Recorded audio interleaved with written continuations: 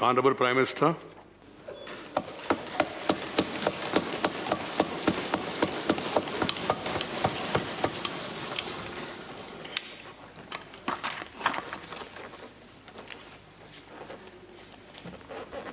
आदरणीय सभापति जी, पूरा विश्व अनेक चुनौतियों से जूझ रहा है। शायद ही किसी ने सोचा होगा कि मानव जात को ऐसे कठिन दौर से गुजरना पड़ेगा। ऐसी चुनौतियों के बीच इस दशक के प्रारंभ में ही हमारे आदरणीय राष्ट्रपति जी ने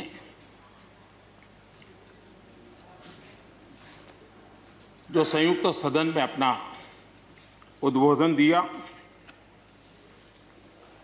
वो अपने आप में इस चुनौतियों भरे विश्व में एक नई आशा जगाने वाला, नया उमंग पैदा करने वाला और नया आत्मविश्वास पैदा करने वाला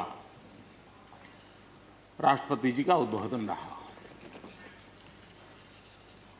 आत्मनिर्भर भारत की राह दिखाने वाला और इस दशक के लिए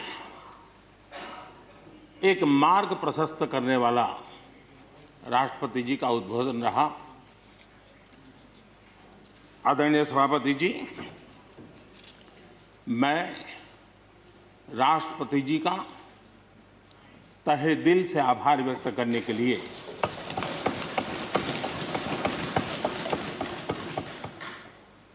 आज आप सबके बीच खड़ा हूं।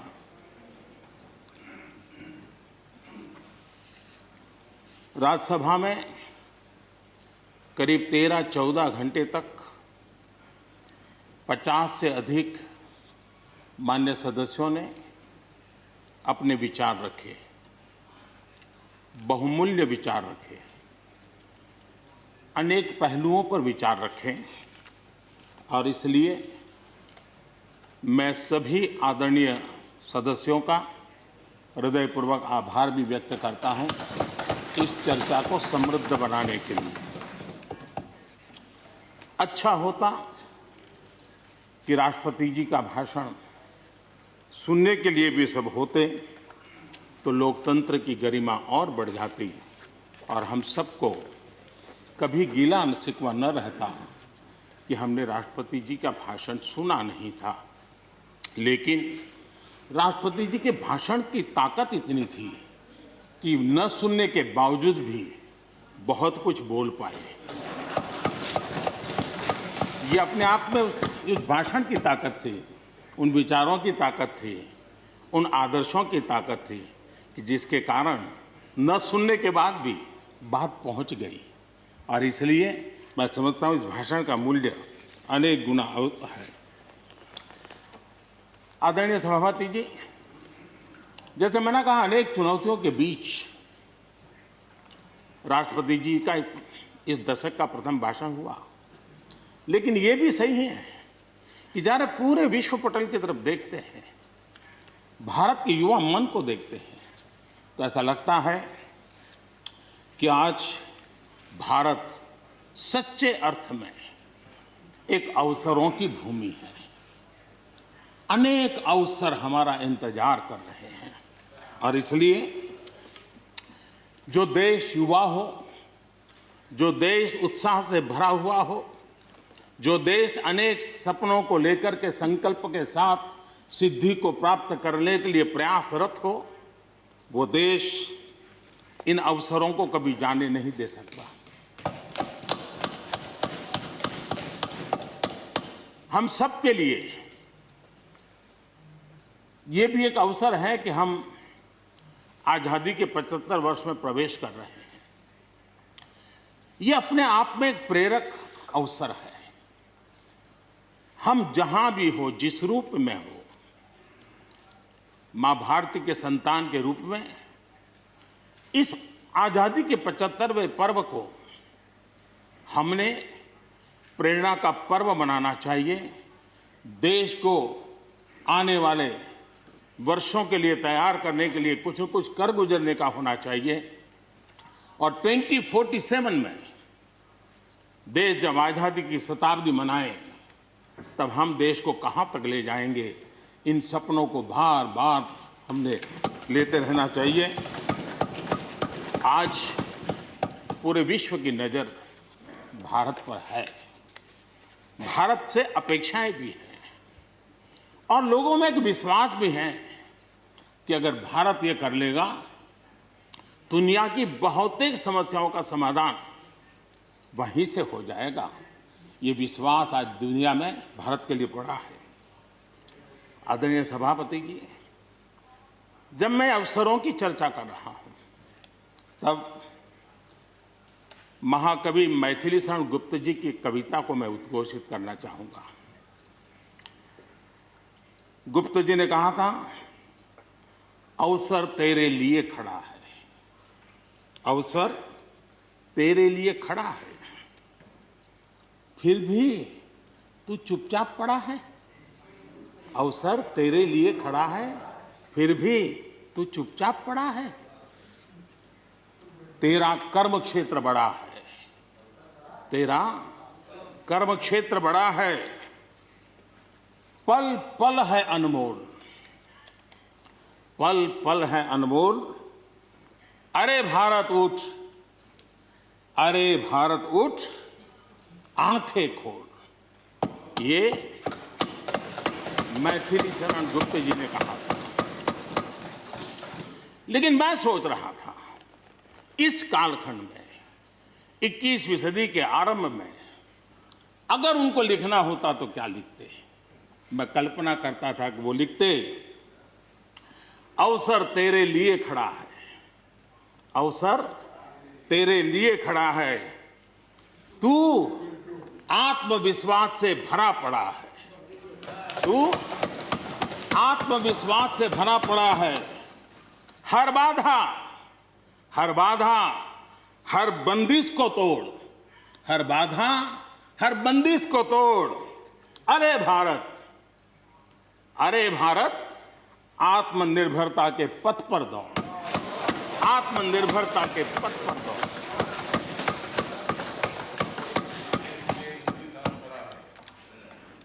आदरणीय सभापति जी, कोरोना के दौरान किस प्रकार की वैश्विक परिस्थितियां बनी, कोई किसी की मदद कर सके ये असंभव हो गया। एक देश दूसरे देश को मदद न कर सके, एक राज्य दूसरे राज्य को मदद न कर सके, यहां तक कि परिवार का एक सदस्य दूसरे परिवार की सदस्य की मदद न कर सके, वैसा माहौल कोरोना के कारण पैदा हुआ। भारत के लिए तो दुनिया ने बहुत आशंकाएं जताई थी, विश्व बहुत चिंतित था कि अगर कोरोना की इस महामारी में अगर भारत अपने आप को संभाल नहीं पाया तो न सिर्फ भारत लेकिन पूरी मानव जात के लिए कितना बड़ा संकट आ जाएगा, ये आशंकाएं सबने जताई। करोड़ों लोग फंस जाएंगे, लाखों लोग मर जाएंगे। हमारे यहां भी डराने के लिए भरपूर बातें भी हुई। अरे ये क्यों हुआ, ये मेरा सवाल नहीं है, क्योंकि एक अननोन एनिमी क्या कर सकता है किसी को अंदाज नहीं था। हर एक ने अपने अपने तरीके से आकलन किया था। लेकिन भारत ने अपने देश के नागरिकों की रक्षा करने के लिए एक अननोन एनिमी से, और जिसकी कोई पूर्व परंपरा नहीं थी कि ऐसी चीज को ऐसे डील किया जा सकता है, इसके लिए ये प्रोटोकॉल हो सकता, कुछ पता नहीं था। एक नए तरीके से, नए सोच के साथ हर किसी को चलना था। हो सकता है कुछ विद्वान सामर्थ्यवान लोग, उनको कुछ और विचार हो सकता है, लेकिन था ये कि एक अननोन एनिमी था और हमें रास्ते भी खोजने थे, रास्ते बनाने भी थे और लोगों को बचाना भी था। उस समय जो भी ईश्वर ने बुद्धि, शक्ति, सामर्थ्य दिया, इस देश ने उसको करते हुए देश को बचाने में भरसक काम किया है और आज दुनिया इस बात का गर्व कर रही है कि इस वाकई भारत ने दुनिया के मानव जात की रक्षा करने में बहुत बड़ी अहम भूमिका निभाई। ये लड़ाई जीतने का यश किसी सरकार को नहीं जाता है, न किसी व्यक्ति को जाता है, लेकिन हिंदुस्तान को तो जाता है। गर्व करने में क्या जाता है? विश्व के सामने आत्मविश्वास के साथ बोलने में क्या जाता है? इस देश ने किया है। गरीब से गरीब व्यक्ति ने इस बात को किया है। उन समय सोशल मीडिया में देखा होगा, फुटपाथ पर एक छोटी झोपड़ी लगा करके बैठी हुई एक बूढ़ी मां, वो भी घर के बाप की झोपड़ी के बाहर दिया जला करके भारत के शुभ के लिए कामना करते। हम उसकी मजाक उड़ा रहे हैं, उस भावनाओं का मखौल उड़ा रहे हैं। समय है, जिसने कभी स्कूल का दरवाजा नहीं देखा था, उसके मन में भी देश के लिए जो भी दिया जला करके भी देश की सेवा कर सकता हूं तो करूं, इस भाव से किया था। और उसने देश में एक सामूहिक शक्ति का जागरण किया था, अपनी शक्ति का, सामर्थ्य का परिचय करवाया था। लेकिन उसकी भी मजाक उड़ाने में मजा आ रहा है।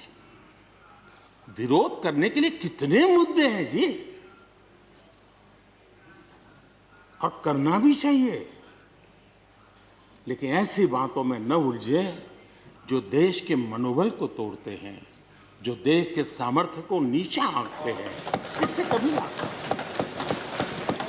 कभी लाभ नहीं होता है। हमारे कोरोना वॉरियर्स, हमारे फ्रंटलाइन वर्कर्स, आप कल्पना कर सकते हैं जी, जब चारों तरफ भाई कहीं किसी से कोरोना आ जाएगा तो ऐसे समय ड्यूटी करना, अपनी जिम्मेवारियों को निभाना, ये छोटी चीजें नहीं है। इसका गर्व करना चाहिए, उनका आदर करना चाहिए। और इन सब के प्रयासों का परिणाम है कि देश ने आज ये करके दिखाया। हम जरा भूतकाल की तरफ देखें, ये आलोचना के लिए नहीं है, उन स्थितियों को हमने जिया है। कभी चेचक की बात होती थी, कितना भय फैल जाता था, पोलियो कितना डरावना लगता था, उसकी वैक्सीन पाने के लिए क्या क्या मेहनत करनी पड़ती थी, कितनी तकलीफें उठानी पड़ती थी। मिलेगा, कब मिलेगा, कितना मिलेगा, कैसे मिलेगा, कैसे लगाएंगे, एक दिन हमने बिताए हैं। ऐसी स्थिति में उन दिनों को अगर याद करें तो पता चलेगा कि आज जिनको थर्ड वर्ल्ड कंट्रीज में गिना जाता है, वो देश मानव जात के कल्याण के लिए वैक्सीन लेकर के आ जाए। इतने कम समय में मिशन मोड में हमारे वैज्ञानिक भी जुटे रहे। ये मानव जात के इतिहास में भारत के योगदान एक गौरवपूर्ण गाथा है। इसका हम गौरव करें और उसी में से एक नए आत्मविश्वास की प्रेरणा भी जगती है। हमने उस नए आत्मविश्वास की प्रेरणा को जगाने के ऐसे प्रयासों को आज देश गर्व कर सकता है कि दुनिया का सबसे बड़ा टीकाकरण अभियान इसी मेरे देश में चल रहा है। विश्व में तेज गति से टीकाकरण आज कहीं हो रहा है तो इसी हम सब की मां भारती के गोद में हो रहा है। और भारत का ये सामर्थ्य कहां नहीं पहुंचा है। आज कोरोना ने भारत को दुनिया के साथ रिश्तों में एक नई ताकत दी है। जब शुरुआत में कौन सी दवाई काम करेगी, वैक्सीन नहीं थी, तो सारा विश्व का ध्यान भारत की दवाइयों पर गया।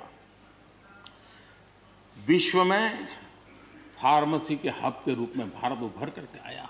150 देशों में दवाई पहुंचाने का काम उस संकट काल में भी इस देश ने किया है। मानव जात की रक्षा के लिए हम पीछे नहीं। इतना ही नहीं, इन समय वैक्सीन के संबंध में भी विश्व बड़े गर्व के साथ कहता है कि हमारे पास भारत की वैक्सीन आ गई है, हमारे पास भारत की वैक्सीन आ गई है।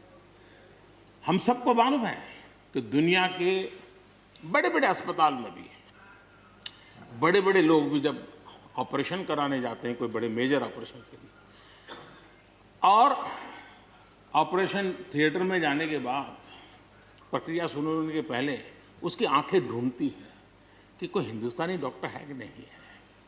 और जैसे ही एकाध टीम के अंदर एकाध भी हिंदुस्तानी डॉक्टर दिखता है ना, उसका विश्वास हो जाता है अब ऑपरेशन। ये देश ने कमाया है, इसका हमें गर्व होना चाहिए।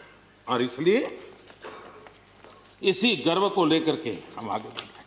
इस कोरोना में जैसे वैश्विक संबंधों में भारत ने अपनी एक विशिष्ट पहचान बनाई है, अपना स्थान बनाया है, वैसे ही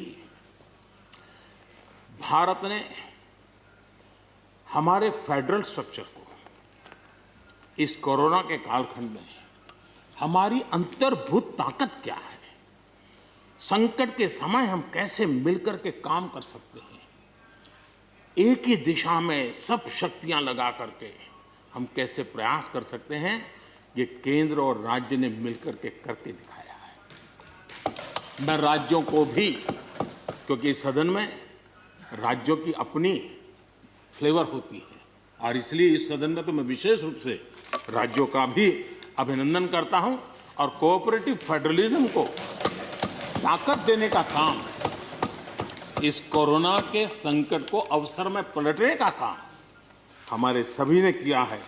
इसलिए सब कोई अभिनंदन के अधिकारी हैं। यहाँ पर लोकतंत्र को लेकर के काफी उपदेश दिए गए, बहुत कुछ कहा गया और लेकिन मैं नहीं मानता हूं कि जो बातें बताई गई हैं, देश का कोई भी नागरिक इस पर भरोसा करेगा। भारत का लोकतंत्र ऐसा नहीं है कि जिसकी खाल हम इस प्रकार से उधेड़ सकते हैं। ऐसी गलती हम न करें। और मैं श्रीमान डेरेक जी की बात सुन रहा था, बढ़िया बढ़िया शब्दों का प्रयोग हो रहा था, फ्रीडम ऑफ स्पीच,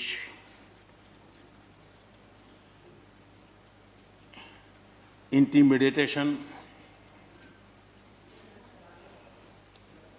हाउडिंग। जब शब्द सुन रहा था तो लग रहा था कि ये बंगाल की बात बता रहे हैं कि देश की बता रहे हैं।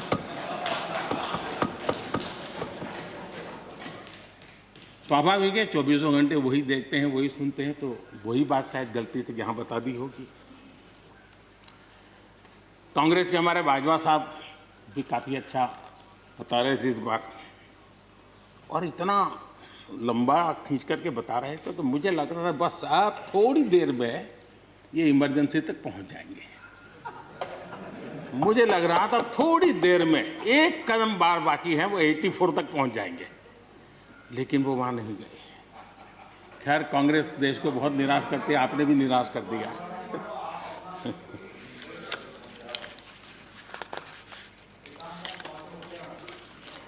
माननीय सभापति जी, मैं एक कोट इस सदन के सामने रखना चाहता हूं, और खास करके लोकतंत्र पर जो लोग शक उठाते हैं, भारत की मूलभूत शक्ति पर जो शक उठाते हैं, उनको तो मैं विशेष आग्रह से कहूंगा कि इसको समझने का प्रयास करें। हमारा लोकतंत्र किसी भी मायने में वेस्टर्न इंस्टीट्यूशन नहीं है, ये एक ह्यूमन इंस्टीट्यूशन है।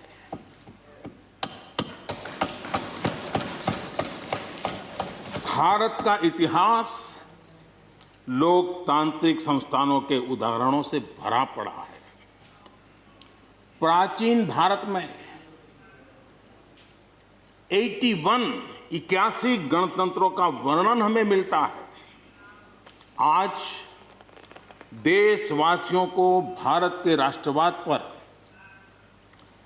चौतरफा हो रहे हमले से आगाह करना जरूरी है। भारत का राष्ट्रवाद ना तो संकीर्ण है, न स्वार्थी है और ना ही आक्रामक है। ये सत्यम शिवम सुंदरम के मूल्यों से प्रेरित हैं। अनकोट। आदरणीय सभापति जी, ये कोटेशन आजाद हिंद फौज की प्रथम सरकार के प्रथम प्रधानमंत्री नेताजी सुभाष चंद्र बोस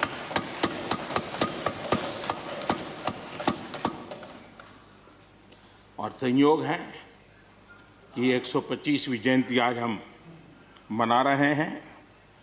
लेकिन दुर्भाग्य इस बात का है कि जाने अनजाने में हमने नेताजी की इस भावना को, नेताजी के इन विचारों को, नेताजी के इन आदर्शों को भुला दिया।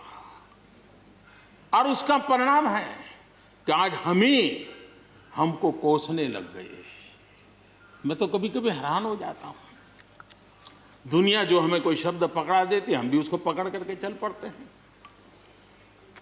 दुनिया की सबसे बड़ी डेमोक्रेसी, दुनिया की सबसे बड़ी डेमोक्रेसी, दुनिया की सबसे बड़ी डेमोक्रेसी सुनते हैं, हमको भी अच्छा लगता है। हाँ यार, भारत विश्व की सबसे बड़ा लोकतंत्र। लेकिन हमने अपने युवा पीढ़ी को ये सिखाया नहीं कि भारत ये मदर ऑफ डेमोक्रेसी है, ये लोकतंत्र की जननी है। हम सिर्फ बड़ा लोकतंत्र है ऐसा नहीं है, यह देश लोकतंत्र की जननी है। ये बात हमें हमारी आने वाली पीढ़ियों को सिखानी होगी और हमें गर्व से इस बात को बोलना होगा, क्योंकि हमारे पूर्वजों ने विरासत हमें दी है। भारत की शासन व्यवस्था डेमोक्रेटिक है। सिर्फ इसी वजह से हम लोकतांत्रिक देश नहीं है। भारत की संस्कृति, भारत के संस्कार, भारत की परंपरा, भारत का मन लोकतांत्रिक है और इसलिए हमारी व्यवस्था लोकतांत्रिक है। ये है इसलिए ये है ऐसा नहीं है, मूलतः हम लोकतांत्रिक हैं इसलिए ये है। और ये कसौटी भी हो चुकी है देश की। आपातकाल के उन दिनों को याद कीजिए। न्यायपालिका का हाल क्या था, मीडिया का क्या हाल था, शासन का क्या हाल था। सब कुछ जेल खाने में परिवर्तित हो चुका था। लेकिन इस देश के संस्कार, इस देश का जनमन जो लोकतंत्र के रंगों से रंगा हुआ था, उसको कोई हिला नहीं पाया था। मौका मिलते ही उसने लोकतंत्र को प्रस्थापित कर दिया। ये लोगों की ताकत, ये हमारे संस्कारों की ताकत है, ये लोकतांत्रिक मूल्यों की ताकत है। मुद्दा ये नहीं है कौन सरकार नहीं, मैं उसकी चर्चा नहीं कर रहा हूं। और न ही मैं ऐसी चीजों में अपना समय लगाने के लिए यहां आप लोगों ने मुझे बिठाया है। हमें लोकतांत्रिक मूल्यों की रक्षा करते हुए आगे बढ़ना है। आत्मनिर्भर भारत के संबंध में भी चर्चा हुई। मैं हमारे साथी धर्मेंद्र प्रधान जी के बहुत ही अभ्यासपूर्ण और आत्मनिर्भर भारत की हमारी दिशा क्या है उसका विख्यात विस्तृत उन्होंने बयान किया है। लेकिन एक बात सही है कि आर्थिक क्षेत्र में भी आज भारत की जो एक पहुंच बन रही है, कोरोना काल में दुनिया के लोग निवेश के लिए तरस रहे हैं। सारी बातें बाहर आ रही हैं, लेकिन भारत है जहां रिकॉर्ड निवेश हो रहा है। सारे तथ्य बता रहे हैं कि अनेक देशों की अर्थस्थिति डामाडोल है, जबकि दुनिया भारत में डबल डिजिट ग्रोथ का अनुमान लगा रही है। एक तरफ निराशा का माहौल है तो हिंदुस्तान में एक आशा की किरण नजर आ रही है। ये दुनिया की तरफ से आवाज उठ रही है। आज भारत का विदेशी मुद्रा भंडार रिकॉर्ड स्तर पर है। आज भारत में अन्न उत्पादन रिकॉर्ड स्तर पर है। भारत आज दुनिया में दूसरा बड़ा देश है जहां पर इंटरनेट यूजर है। भारत में आज हर महीने 4 लाख करोड़ रुपए का लेन देन डिजिटली हो रहा है, यूपीआई के माध्यम से हो रहा है, यूपीआई के माध्यम से। याद कीजिए, यहाँ के इसी सदन के भाषण में सुन रहा था 2 साल 3 साल पहले। लोगों के पास मोबाइल कहाँ है, टिकना कहाँ है, लोग डिजिटल कैसे करेंगे। ये देश की ताकत देखिए, हर महीने 4 लाख करोड़ रुपए भारत मोबाइल फोन के निर्माता के रूप में दुनिया का दूसरा सबसे बड़ा देश बना है। भारत में रिकॉर्ड संख्या में स्टार्टअप्स, यूनिकॉर्न्स, और जिसका विश्व में जय जयकार होने लगा है, इसी धरती पर हमारी युवा पीढ़ी कर रही है। रिन्यूएबल एनर्जी के क्षेत्र में विश्व के पहले 5 देशों में हमने अपनी जगह बना ली है और आने वाले दिनों में हम ऊपर ही चढ़ते जाने वाले हैं।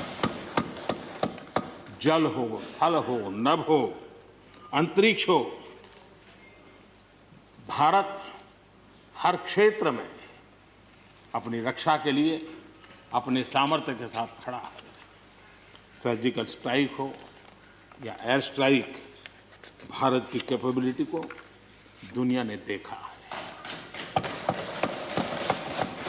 आदरणीय सभापति जी, 2014 में जब पहली बार मैं इस सदन में आया था,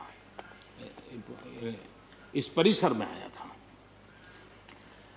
और मुझे नेता के रूप में जब चुना गया था, तो मेरे पहले भाषण में मैंने कहा था कि मेरी सरकार गरीबों को समर्पित है। मैं आज दोबारा आने के बाद भी यही बात को दोहरा रहा हूं। और हम न हमारी डायरेक्शन बदली है, न हमने डाइल्यूट किया है, न डाइवर्ट किया है। उसी मिजाज के साथ हम काम कर रहे हैं, क्योंकि इस देश में आगे बढ़ने के लिए हमें गरीबी से मुक्त होना ही होगा। हमें प्रयासों को जोड़ते ही जाना होगा। पहले के प्रयास हुए होंगे तो उसमें और जोड़ना ही पड़ेगा। हम रुक नहीं सकते। जितना कर लिया बहुत है, नहीं रुक सकते। हमें और करना ही होगा। आज मुझे खुशी है कि जो मूलभूत आवश्यकता है ईज ऑफ लिविंग के लिए, और जिसमें से आत्मविश्वास पैदा होता है, और एक बार गरीब के मन में आत्मविश्वास भर गया, गरीब खुद गरीबी को चुनौती देने की ताकत के साथ खड़ा हो जाएगा। गरीब किसी का मदद के मोहताज नहीं रहेगा। तो मेरा अनुभव है, और इसलिए मैं कहता हूँ, मुझे खुशी है 10 करोड़ से ज़्यादा शौचालय बने, 41 करोड़ से ज़्यादा लोगों के बैंक खाते खुले, 2 करोड़ से अधिक गरीबों के घर बने, 8 करोड़ से अधिक मुफ्त गैस के कनेक्शन दिए गए, 5 लाख रुपए तक मुफ्त इलाज गरीब की जिंदगी में एक बहुत बड़ी ताकत बनकर के उभरता है। ऐसी अनेक योजनाएं जो गरीबों के जीवन में बदलाव ला रही हैं, नया विश्वास पैदा कर रही हैं। आदरणीय सभापति जी, चुनौतियां हैं। अगर चुनौतियां न होती, ऐसा कहीं कुछ नजर नहीं आएगा। दुनिया का समृद्ध में समृद्ध देश, उसको भी चुनौतियां होती हैं। उसकी चुनौतियां अलग प्रकार की होगी, हमारी चुनौतियां अलग प्रकार की है। लेकिन तय हमें यह करना है कि हम समस्या का हिस्सा बनना चाहते हैं कि हम समाधान का हिस्सा बनना चाहते हैं। बस ये पतली सी रेखा है। अगर हम समस्या का हिस्सा बने तो राजनीति तो चल जाएगी, लेकिन अगर हम समाधान का माध्यम बनते हैं तो राष्ट्र नीति को 4 चांद लग जाते हैं। और इसलिए हमारा दायित्व है, हमें वर्तमान पीढ़ी के लिए भी सोचना है, हमें भावी पीढ़ी के लिए भी सोचना है। समस्या है, लेकिन मुझे विश्वास है हम साथ मिलकर काम करेंगे, आत्मविश्वास से काम करेंगे तो हम स्थितियों को भी बदलेंगे और हम इच्छित परिणाम भी प्राप्त कर सकेंगे। ये मेरा पक्का विश्वास है। आदरणीय सभापति जी, सदन में किसान आंदोलन की भरपूर चर्चा हुई है। ज्यादा से ज्यादा समय जो बातें बताई गई वो आंदोलन के संबंध में बताई गई। किस बात को लेकर के आंदोलन है उस पर सब मौन रहे। आंदोलन कैसा है, आंदोलन के साथ क्या हो रहा है, ये सारी बातें बहुत बताई गई, उसका भी महत्व है। लेकिन जो मूलभूत बात है, अच्छा होता कि उसकी विस्तार से चर्चा होती। वैसे हमारे माननीय कृषि मंत्री जी ने बहुत ही अच्छे ढंग से कुछ सवाल भी पूछे हैं।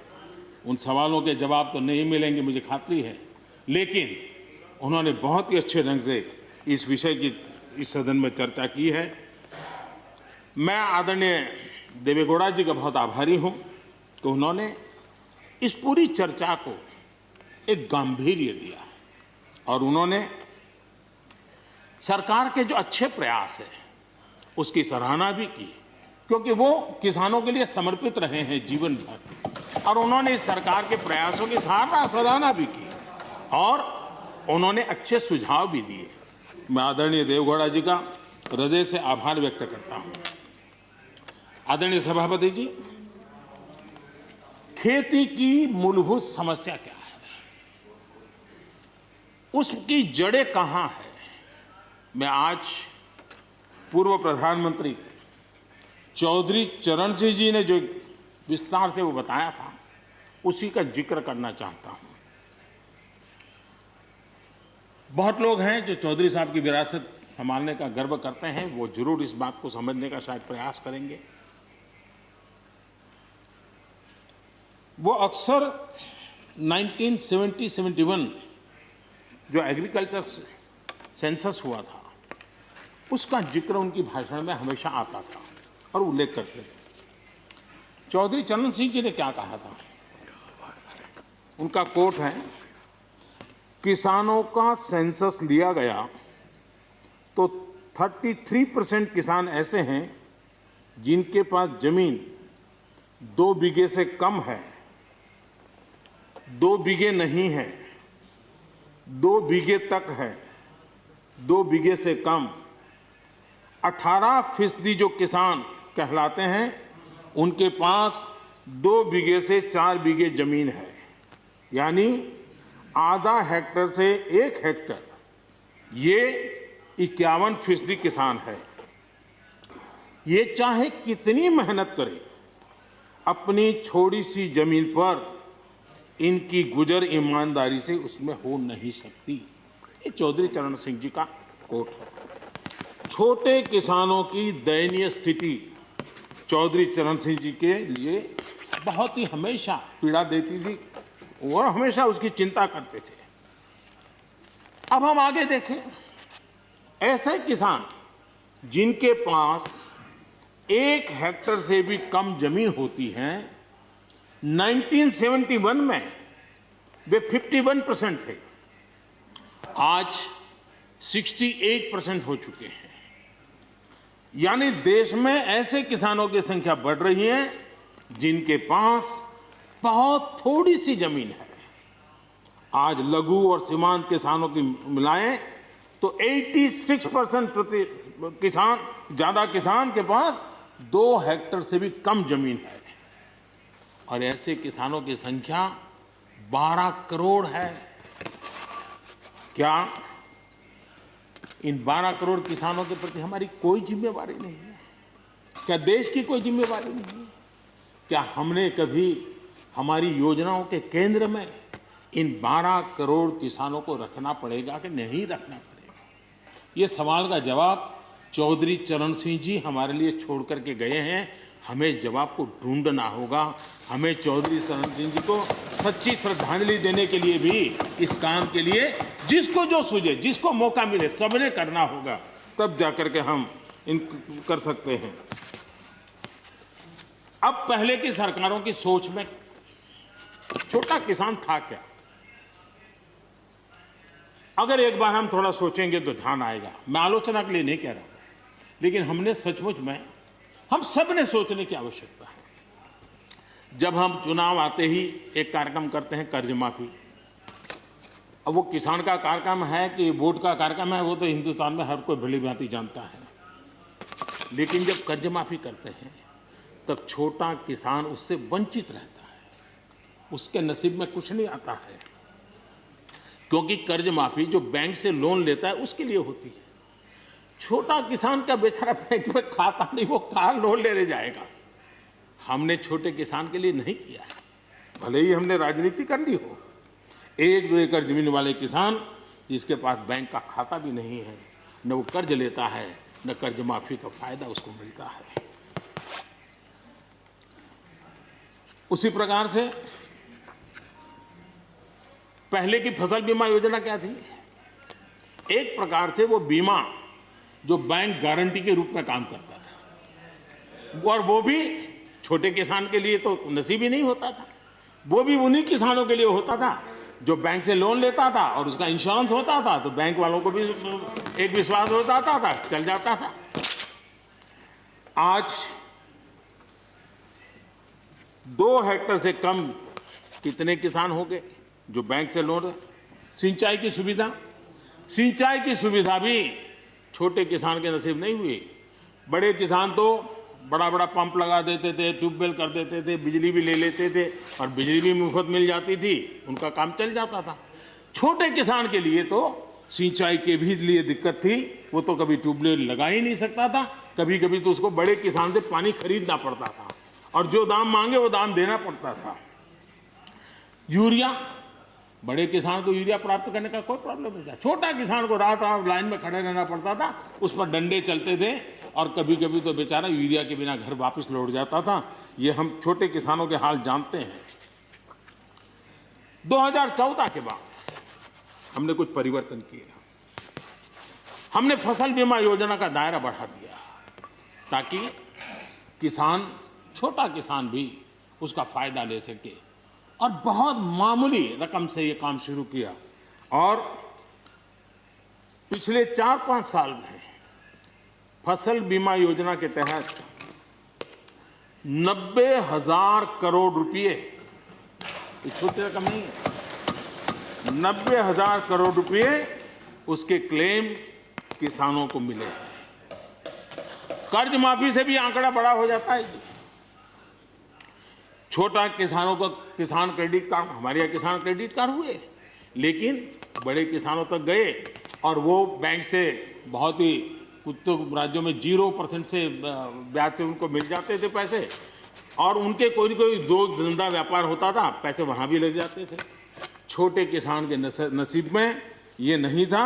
हमने तय किया हिंदुस्तान के हर किसान को किसान क्रेडिट कार्ड देंगे। इतना ही नहीं, हमने उसका तो दायरा फिशरमैन तक भी बढ़ा दिया ताकि वो भी इसका फायदा उठा सके। और 2.25 करोड़ से ज़्यादा किसानों तक ये किसान क्रेडिट का काम पहुंच चुका है, और बाकी भी राज्यों से आग्रह कर रहे हैं कि लगातार उसको आगे बढ़ाएं ताकि ज़्यादा से ज़्यादा किसान इसका लाभ उठा सकें, और राज्यों की मदद जितनी ज़्यादा मिलेगी उतना ज़्यादा ये काम हो जाएगा। उसी प्रकार से हम एक योजना ले आए, प्रधानमंत्री सम्मान निधि योजना। सीधे किसान के खाते में, और ये गरीब किसान को जिसके पास कभी इस प्रकार की मदद नहीं पहुंची। 10 करोड़ ऐसे परिवार हैं जिनको इसका लाभ मिल गया। और अगर बंगाल में राजनीति आड़े न आती तो बंगाल के किसान भी अगर जुड़ गए होते तो ये आंकड़ा उससे भी ज़्यादा होता। और अब तक 1,15,000 करोड़ रुपया इन किसानों के खाते में गया। ये गरीब छोटे किसान, उनके पास गया है।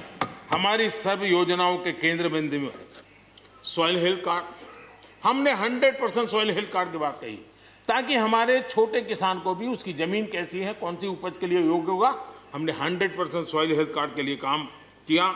उसी प्रकार से हमने यूरिया का निम्नकोट 100% किया। 100% के पीछे इरादा हमारा यही था कि गरीब से गरीब किसान तक भी यूरिया पहुंचने में रुकावट ना हो, यूरिया डाइवर्ट होता है बंद हो, और उसमें हम सफल भी हुए।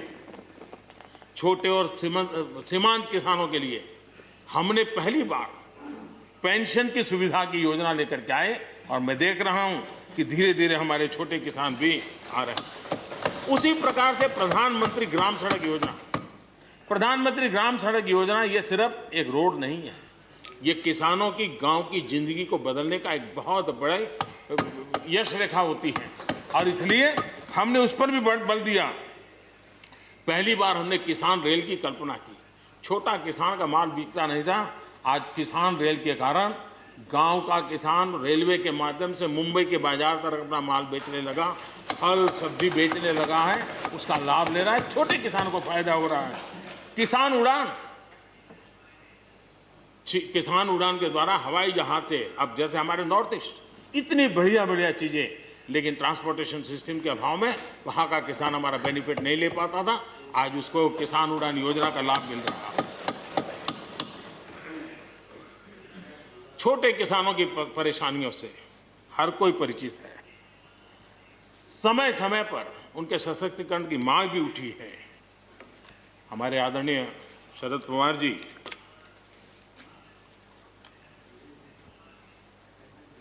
और कांग्रेस के भी हर किसी ने, हर सरकार ने कृषि सुधारों की वकालत की है।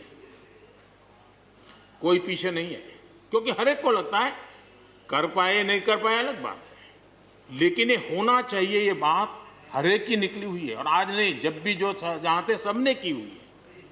और शरद राव जी ने तो अभी एक बयान भी दिया कि मैं सुधारों के पक्ष में हूं। ठीक है, पद्धति के संबंध में उनके मन में सवाल है, लेकिन सुधारों का विरोध नहीं किया है। और इसलिए मैं समझता हूं कि हमें इस विषय में हमारे साथी श्रीमान सिंधिया जी ने बहुत ही अच्छे ढंग से कई पहलुओं पर इस कानून को लेकर के यहाँ पर ये सारी बातें पिछले 2 दशक से लगातार चल रही है, हर फोरम में चली है। ऐसा नहीं है कि कोई हमारे आने के बाद हर ने कहा है, और हर एक को लगा कि अब समय आ गया, हो जाए, अब समय आ गया। ये ठीक है, फुल स्टॉप कॉमा कोई इधर उधर हो सकता है, कोई ये दावा नहीं कर सकता है कि भाई हमारे समय की सोच बहुत ही बढ़िया थी। मैं भी दावा नहीं कर सकता हूं कि हमारे समय की सोच बढ़िया है, 10 साल के बाद कोई नई सोच आ ही नहीं सकती। ऐसा नहीं होता है जी। ये समाज जीवन परिवर्तनशील होता है। आज के समय हमें जो ठीक लगा, चलो चले, आगे सुधार करेंगे, नई चीजों को जोड़ेंगे। यही तो प्रगति का रास्ता होता है जी। रुकावटें डालने से प्रगति कहां होती है जी। और इसलिए, लेकिन मैं हैरान हूं, अचानक यू टर्न ले लिया भाई, ऐसा क्यों किया? ठीक है, आप आंदोलन के मुद्दों को लेकर के इस सरकार को घेर लेते, लेकिन साथ साथ किसानों को भी कहते हैं कि भाई बदलाव बहुत जरूरी है, बहुत साल हो गए, अब नई चीजों को लेना पड़ेगा, तो देश आगे बढ़ता है। लेकिन अब मुझे लगता है कि राजनीति इतनी हावी हो जाती है कि अपने ही विचार छूट जाते हैं। लेकिन जो ये सब कर रहे हैं अच्छा है। आदरणीय डॉक्टर मनमोहन सिंह जी यहाँ मौजूद है, मैं उन्हीं का एक कोट आज पढ़ना चाहता हूँ। हो सकता है जो यू टर्न कर रहे हैं वो मेरी बात माने या न माने, मनमोहन सिंह जी की तो बात जरूर मानेंगे। There are other rigidities because of the whole marketing regime set up in the 1930s, which prevent our farmers from selling their produce where they get the highest rate of return. It is our intention to remove all those handicaps which come in the way of India realizing its vast potential as one large common market. ये आदरणीय मनमोहन सिंह जी का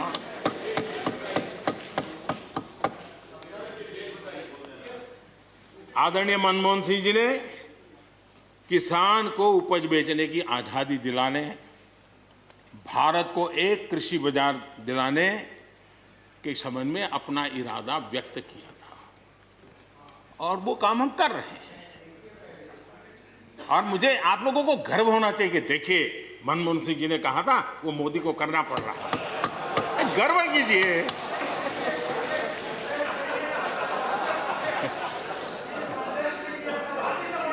please please. और मजा ये है कि जो लोग पॉलिटिकल बयानबाजी करते हैं उछल उछल करके, उनके राज्यों में भी जब उनको मौका मिला है, इसी में से आधा अधूरा कुछ न कुछ किया ही किया है हर किसी ने। यहाँ जो विरोध में दल है उनकी भी जहाँ सरकारें हैं वहाँ आधा अधूरा कुछ न कुछ तो किया ही है, क्योंकि उनको भी मालूम है रास्ते का रास्ता तो यही है। और मैंने देखा इस चर्चा में लॉ का जो स्पिरिट है उस पर किसी की चर्चा नहीं हुई है। शिकायत दिया गया तरीका ठीक नहीं था, जल्दी कर दिया, इसको नहीं पूछा, ये रहता है। वो तो परिवार में शादी होती है तो भी फूफी नाराज होकर के कहती है मुझे कहाँ बुलाया। वो तो रहता है, इतना बड़ा बड़ा परिवार है तो रहता ही है।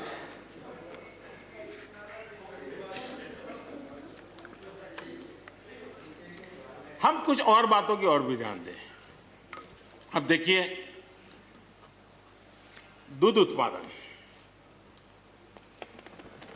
किसी बंधनों में बंधा हुआ नहीं है, न पशुपालक बंधनों में बंधा हुआ है, न दूध बंधनों में बंधा हुआ। लेकिन मजा देखिए, दूध के क्षेत्र में या तो प्राइवेट या कोऑपरेटिव दोनों ने एक ऐसी बड़ी मजबूत चेन बनाई है, दोनों मिलकर के इस काम को कर रहे हैं और एक बेहतरीन सप्लाई चेन हमारे देश में बनी है। इसको हमने जो अच्छा है उसको, और ये मेरे काल में नहीं बना है, आप भी इसका गर्व कर सकते हैं, मेरे काल से पहले बना हुआ है, हमें गर्व करना चाहिए। फल सब्जी से जुड़े व्यवसाय में ज्यादातर बाजारों का सीधा संपर्क रहता है, बाजारों की दखल हट गई है, इसका लाभ मिल रहा है। क्या डेयरी वाले, फल सब्जी खरीदने वाले उद्यमी, पशुपालकों की किसान, क्या जमीन पर कब्जा हो जाता है उनका? पशुपालन पर, पशु पे कब्जा हो जाता है? नहीं होता, दूध बिकता है, पशु नहीं बिकता है जी। हमारे देश में डेयरी उद्योग का योगदान कृषि अर्थव्यवस्था के कुल मूल्य में 28% से भी ज्यादा है। यानी इतना बड़ा हम एग्रीकल्चर की चर्चाएं करते हैं, इस पहलू को हम भूल जाते हैं। 28% कंट्रीब्यूशन है और करीब करीब 8 लाख करोड़ रुपयों का कारोबार है। जितने रुपये का दूध होता है उसका मूल्य अनाज और दाल दोनों मिला ले तो उससे ज्यादा है। हम कभी इस तरफ देखते ही नहीं है। पशुपालकों को पूरी आजादी, अनाज और दाल पैदा करने वाले छोटे और सीमांत किसानों को जैसे पशुपालक को आजादी मिली है, इनको आजादी क्यों नहीं मिलनी चाहिए? और इन सवालों के जवाब हम ढूंढेंगे तो हम सही रास्ते पर चलेंगे। आदरणीय सभापति जी, ये बात सही है, जैसा हम लोगों की स्वभाव रहा है, घर में भी थोड़ा सा भी परिवर्तन करना हो तो घर में भी एक तनाव शुरू है। चेयर यहाँ क्यों रखी, टेबल यहाँ क्यों रखा, घर में भी होता है। इतना बड़ा देश है और जिस प्रकार की परंपराओं से हम पले बड़े हैं, तो ये मैं स्वाभाविक मानता हूँ। जब भी कोई नई चीज़ आती है तो थोड़ा बहुत रहता ही हमारे यहाँ, क्योंकि असमंजस की स्थिति भी रहती है। लेकिन जरा वो दिन याद कीजिए जब हरित क्रांति की बातें होती थी। हरित क्रांति के समय जो कृषि सुधार हुए, तब भी जो आशंकाएं हुई, जो आंदोलन हुए, ये वेल डॉक्यूमेंटेड है और ये देखने जैसा है। कृषि सुधार के लिए सख्त फैसले लेने के उस दौर में शास्त्री जी का हाल ये था कि अपने साथियों में से कोई कृषि मंत्री बनने को तैयार नहीं होता था, क्योंकि लगता था कि ऐसा है हाथ जल जाएंगे और किसान नाराज हो जाएंगे तो मेरी तो राजनीति समाप्त हो जाएगी। ये शास्त्री जी के समय की घटनाएं हैं। और अंत में शास्त्री जी को, सी सुब्रमण्यम जी को कृषि मंत्री बनाना पड़ा था। और उन्होंने रिफॉर्म्स की बातें की। योजना आयोग ने भी उसका विरोध किया था। मजा देखिए, योजना आयोग ने भी विरोध किया था। वित्त मंत्रालय सहित पूरी कैबिनेट के अंदर भी विरोध का स्वर उठा था। लेकिन देश की भलाई के लिए शास्त्री जी आगे बढ़े और लेफ्ट पार्टी जो आज भाषा बोलते हैं ना, वही उस समय बोलते थे। वो यही कहते हैं, अमेरिका के इशारे पर शास्त्री जी ये कर रहे हैं, अमेरिका के इशारे पर कांग्रेस ये कर रही है। सारा जितना आज मेरे खाते में जमा है ना, वो पहले आपके यहाँ बैंक में अकाउंट में था। सब कुछ अमेरिका के एजेंट कह दिया जाता था हमारे नेता, कांग्रेस के नेताओं को। ये सब कुछ लेफ्ट वाले जो आज भाषा बोलते हैं, वो उस समय भी उन्होंने यही भाषा बोली थी। कृषि सुधारों को छोटे किसानों को बर्बाद करने वाला बताया गया था। देश भर में हजारों प्रदर्शन आयोजित हुए थे, बड़ा मूवमेंट चला था। इसी माहौल में भी लाल बहादुर शास्त्री जी और उसके बाद की सरकार जो करती रही, उसी का परिणाम है कि जो हम कभी PL 480 मंगवा करके खाते थे, आज देश अपने किसान ने अपनी मिट्टी से पैदा की चीजों को खाता है।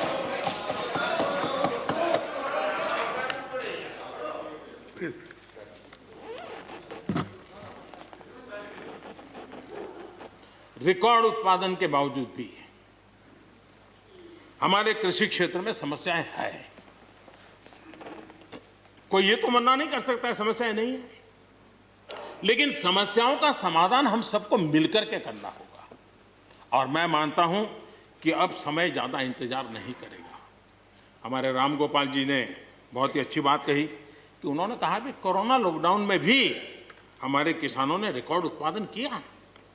सरकार ने भी बीज, खाद, सारी चीजें कोरोना काल में भी पहुंचाने में कोई कमी नहीं होने दी, कोई संकट नहीं आने दिया, और उसका सामूहिक परिणाम मिला कि देश के पास यह भंडार भरा रहा। उपज की रिकॉर्ड खरीदी भी इस कोरोना काल में ही हुई। तो मैं समझता हूं कि हमने नए नए उपाय खोज करके आगे बढ़ना होगा। और जैसा मैंने कहा, कोई भी हम कई कानून है, हर कानून में 2 साल 5 साल के बाद, कभी 2 महीने 2-3 महीने के बाद सुधार करते ही करते हैं। हम कोई स्टैटिक अवस्था में जीने वाले लोग थोड़े हैं जी। जब अच्छे सुझाव आते हैं तो अच्छे सुधार भी आते हैं, और सरकार भी अच्छे सुझावों को, और सिर्फ हमारी नहीं, हर सरकार ने अच्छे सुझावों को स्वीकार किया। यही तो लोकतंत्र की परंपरा है। और इसलिए अच्छा करने के लिए अच्छे सुझावों के साथ, अच्छे सुधारों की तैयारी के साथ हम सबको आगे बढ़ना चाहिए। मैं आप सबको निमंत्रण देता हूं, आइए हम देश को आगे ले जाने के लिए, कृषि क्षेत्र की समस्याओं का समाधान करने के लिए आंदोलनकारियों को समझाते हुए हमने देश को आगे ले जाना होगा। हो सकता है कि शायद आज नहीं तो कल जो भी यहाँ होगा, किसी न किसी को ये काम करना ही पड़ेगा। आज मैंने किया है, गालियाँ मेरे खाते में जाने दो, लेकिन इस अच्छा करने में आप जुड़ जाओ। बुरा हो मेरे खाते में, अच्छा हो आपके खाते में, आओ मिलकर के चले।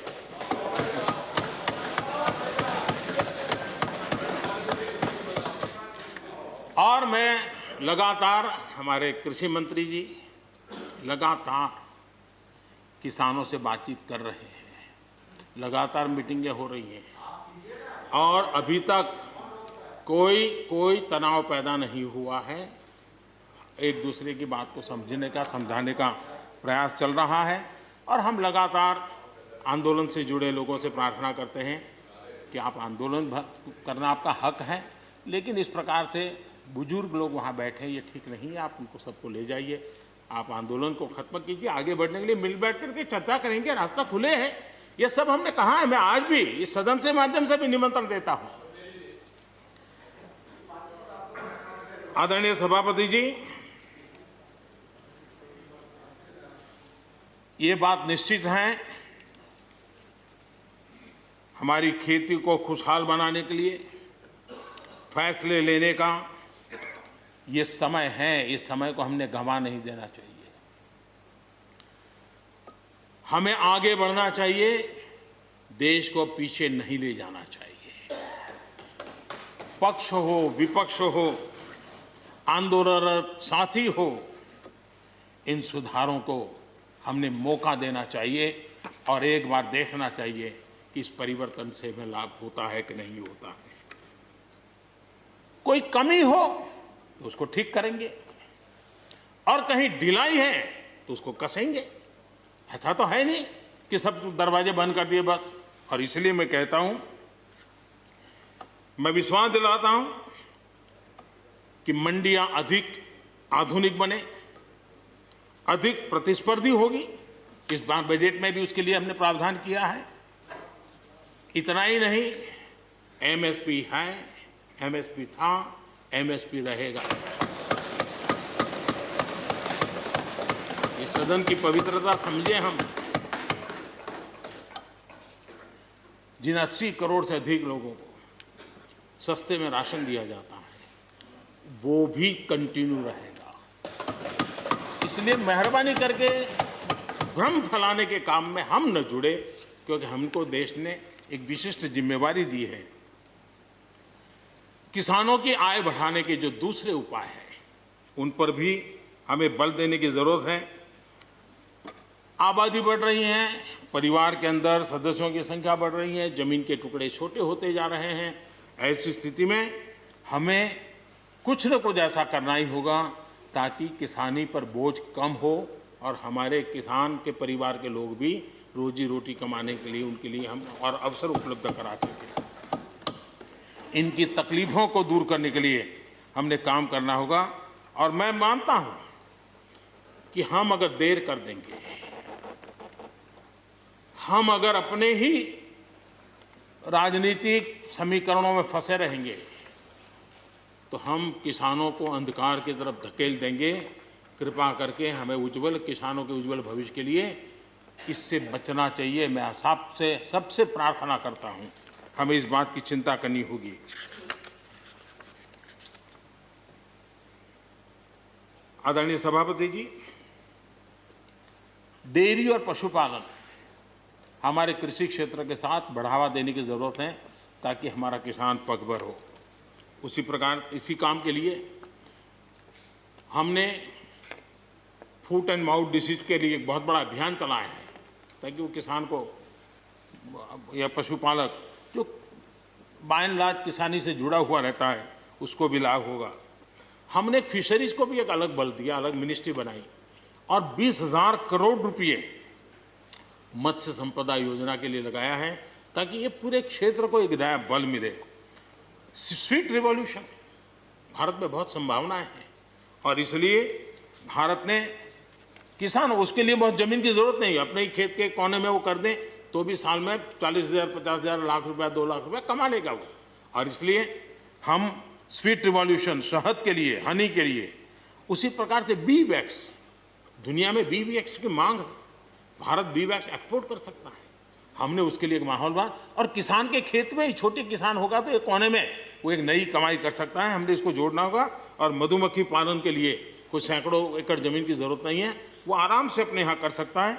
सोलर पंप, सोलर हम कहते हैं अन्नदाता ऊर्जादाता बने, उसके खेत में ही वो अपनी सोलार सिस्टम से ऊर्जा भी पैदा करे, सोलार पंप चलाए, अपनी पानी की आवश्यकता को पूरी करे, उसके खर्च को, बोझ को बंद करे और फसल एक लेता है तो 2 ले, 2 लेता है तो 3 ले।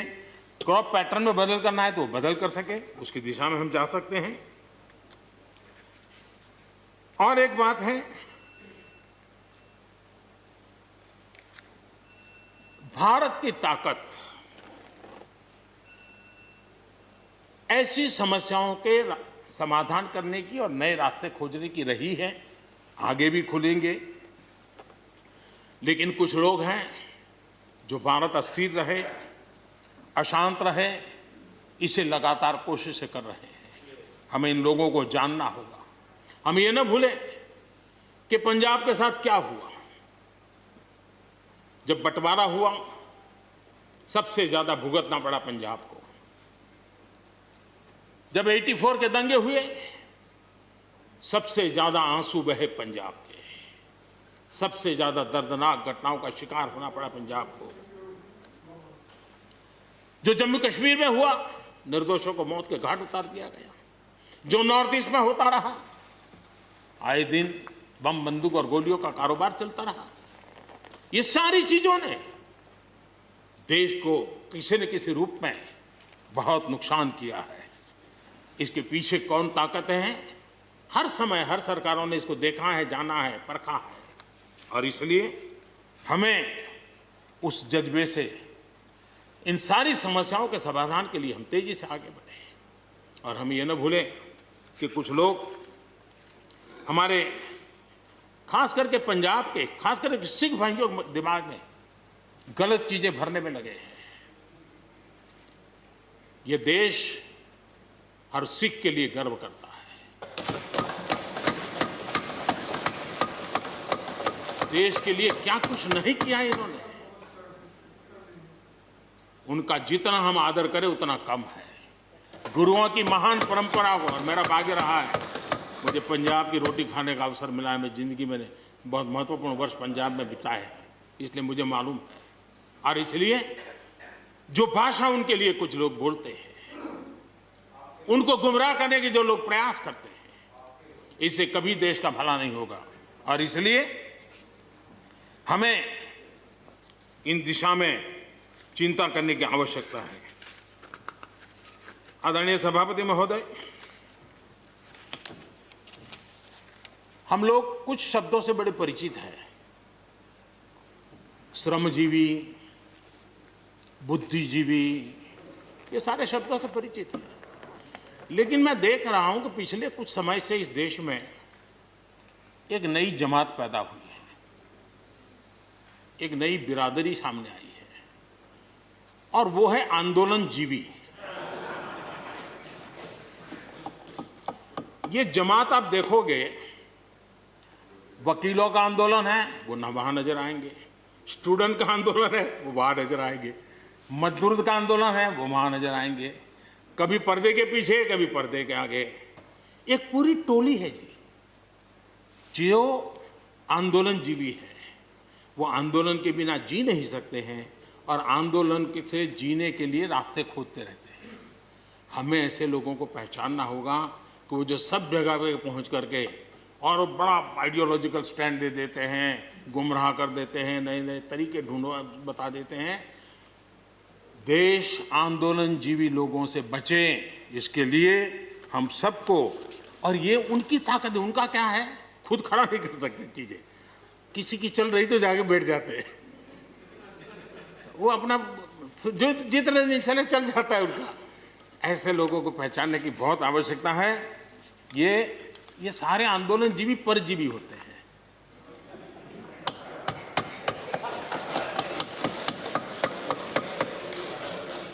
और यहां पर सब लोगों को मेरी बात से आनंद इसलिए होगा कि आप जहां जहां सरकारें चलाते होंगे, आपको भी ऐसे परजीवी आंदोलनजीवियों का अनुभव होता होगा।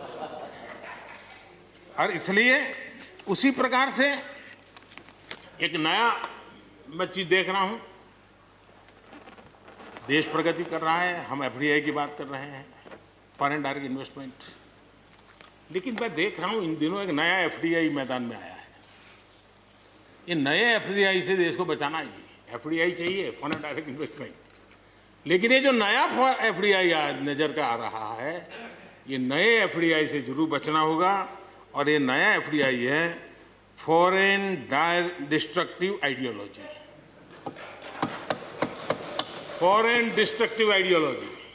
और इसलिए इस एफडीआई से देश को बचाने के लिए हमने और जागरूक रहने की जरूरत है। आदरणीय सभापति जी, हमारे देश के विकास के लिए ग्रामीण अर्थव्यवस्था, इसका अपना एक मूल्य है। ग्रामीण अर्थव्यवस्था हमारे आत्मनिर्भर भारत का एक अहम स्तंभ है। आत्मनिर्भर भारत ये किसी सरकार का कार्यक्रम नहीं हो सकता है और होना भी नहीं चाहिए। ये 130 करोड़ देशवासियों के संकल्प होने चाहिए। हमें गर्व होना चाहिए और इसमें कोई दुविधा नहीं होनी चाहिए। और महात्मा गांधी जैसे महापुरुषों ने हमें यही रास्ता दिखाया था। अगर हम वहां से थोड़े हट गए हैं तो वापस उस पटरी पर आने की जरूरत है और आत्मनिर्भर भारत के रास्ते पर हमको बढ़ना ही होगा। गांव और शहर की खाई को अगर हमें पाटना है तो उसके लिए भी हमें आत्मनिर्भर भारत की ओर बढ़ना ही होगा। और मुझे विश्वास है कि हम उन बातों को लेकर के जब आगे बढ़ रहे हैं तो हमारे देश के सामान्य मानवी का विश्वास बढ़े। जैसे अभी प्रश्नोत्तर काल के अंदर जल जीवन मिशन की चर्चा हो रही थी। इतने कम समय में 3 करोड़ परिवारों तक घर में पीने का पानी पहुंचाने का, नल कनेक्शन देने का काम हो चुका है। आत्मनिर्भरता तभी संभव जब अर्थव्यवस्था में सभी की भागीदारी हो। हमारी सोनल बहन ने अपने भाषण में बहनों बेटियों की भागीदारी पर फोकस करने की उन्होंने विस्तार से चर्चा की। कोरोना काल में चाहे राशन हो, आर्थिक मदद हो या मुफ्त गैस सिलेंडर, सरकार ने हर तरह से एक प्रकार से हमारी माताओं बहनों को असुविधा ना हो इसकी पूरी चिंता करने का प्रयास किया है। और उन्होंने एक शक्ति बनकर के इन चीज़ों को संभालने में मदद भी की है। जिस तरह इस मुश्किल परिस्थिति में हमारे देश की नारी शक्ति ने बड़े धैर्य के साथ परिवार को संभाला, परिस्थितियों को संभाला है। कोरोना के इस लड़ाई में हर परिवार की मातृशक्ति की बहुत बड़ी भूमिका रही है और उनका मैं जितना धन्यवाद करूं उतना कम है। बहनों बेटियों का हौसला और मैं समझता हूं कि आत्मनिर्भर भारत में अहम भूमिका हमारी माताएं बहनें निभाएगी, मुझे पूरे विश्वास है। आज युद्ध क्षेत्र में भी हमारी बेटियों की भागीदारी बढ़ रही है।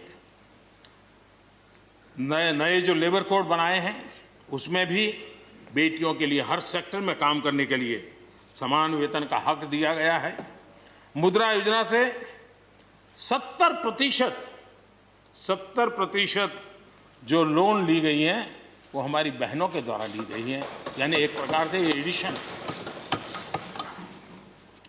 करीब 7 करोड़ महिलाओं की सहभागिता से 60 लाख से ज़्यादा सेल्फ हेल्प ग्रुप आज आत्मनिर्भर भारत के प्रयासों को एक नई ताकत दे रहे हैं। भारत की युवा शक्ति पर हम जितना जोर लगाएंगे, हम जितने अवसर उनको देंगे, मैं समझता हूं कि वो हमारे देश के लिए, भविष्य के लिए, उज्जवल भविष्य के लिए एक मजबूत नींव बनेंगे। जो राष्ट्रीय एजुकेशन पॉलिसी आई है उस राष्ट्रीय एजुकेशन पॉलिसी में भी हमारी युवा पीढ़ी के लिए नए अवसर देने का प्रयास हुआ है। और मुझे खुशी है कि एक लंबा अरसे समय गया एजुकेशन पॉलिसी पर चर्चा में, लेकिन उसकी स्वीकृति जिस प्रकार से देश में हुई है एक नया विश्वास पैदा किया है। और मुझे विश्वास है कि ये नई एजुकेशन पॉलिसी, नई राष्ट्रीय शिक्षा नीति हमारे देश के लिए एक नए तरीके से पढ़ने का विचार दिखा आगे।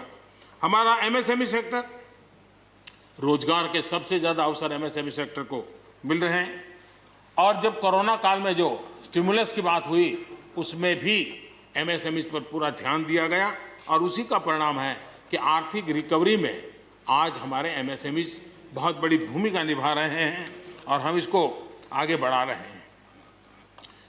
हम लोग प्रारंभ से सबका साथ, सबका विकास, सबका विश्वास का मंत्र लेकर के चल रहे हैं और उसी का परिणाम है कि नॉर्थ ईस्ट हो या नक्सल प्रभावित क्षेत्र, धीरे धीरे वहाँ हमारी समस्याएं कम होती जा रही हैं।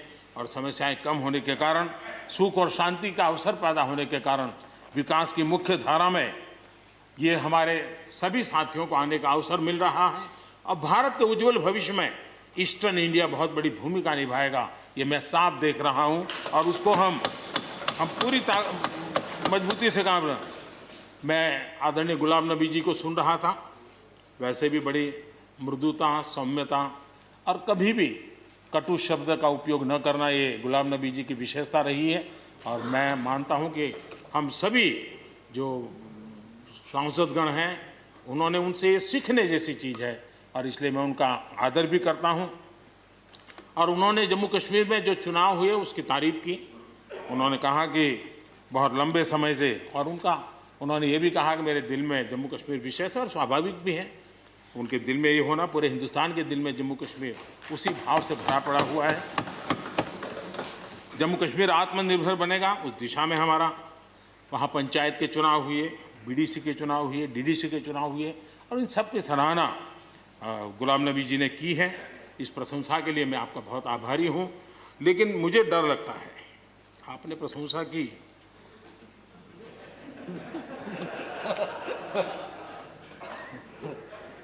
मुझे विश्वास है कि आपकी पार्टी वाले इसको उचित स्पिरिट में लेंगे। गलती से G23 की राय मान करके कुछ उल्टा न कर दे।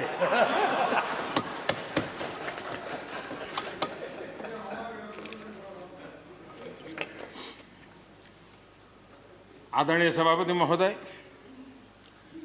कोरोना के चुनौतीपूर्ण दौर में सीमा पर भी चुनौती देने की कोशिश हुई। हमारे वीर जवानों के हौसले और कुशलता ने सटीक जवाब दिया है और हर हिंदुस्तानी को इस बात का गर्व है। मुश्किल परिस्थितियों में भी हमारे जवान डट करके खड़े रहे हैं। तमाम साथियों ने भी हमारे जवानों के शौर्य की सराहना की है, मैं उनका आभारी हूं। LAC पर जो स्थिति बनी है उस पर भारत का रुख बहुत स्पष्ट है और देश इसको भली भांति देख भी रहा है और गर्व भी कर रहा है। बॉर्डर इंफ्रास्ट्रक्चर और बॉर्डर सिक्योरिटी को लेकर हमारी प्रतिबद्धता में किसी प्रकार की ढील आने का सवाल ही नहीं होता है, गुंजाइश ही नहीं है।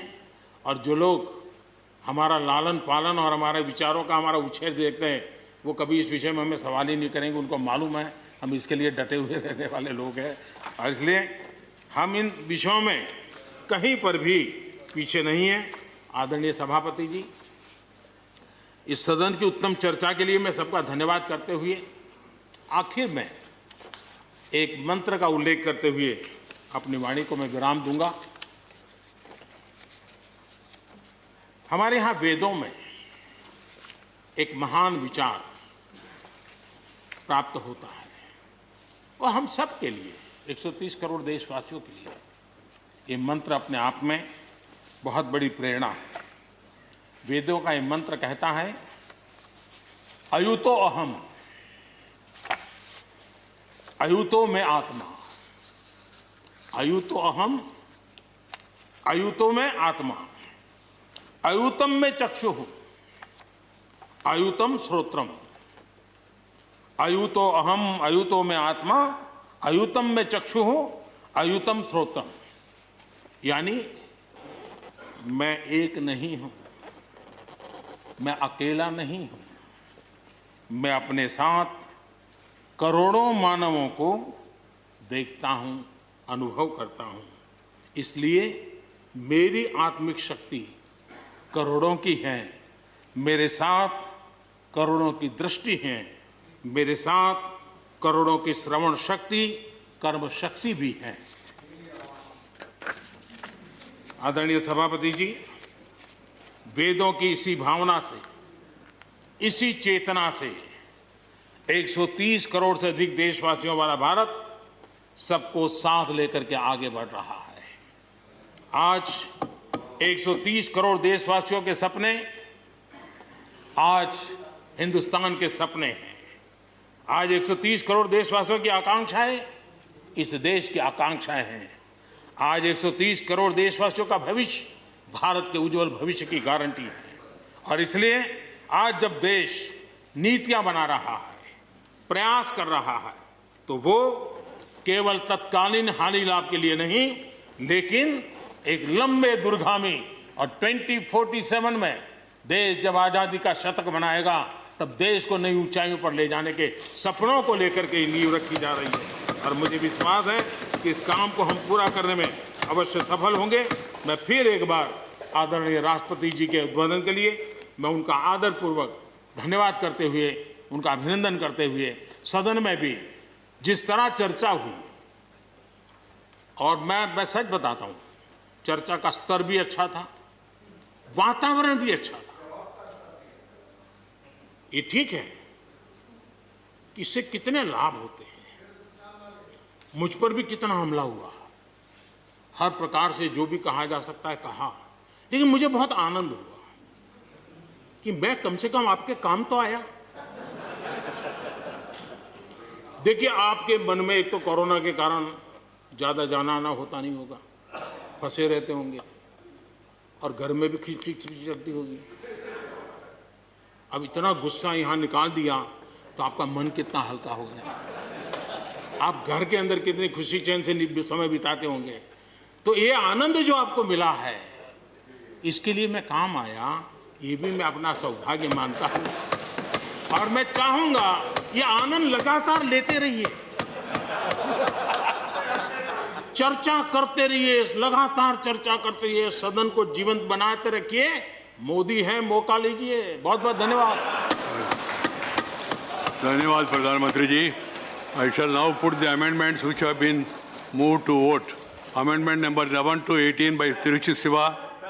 Amendment number 18 to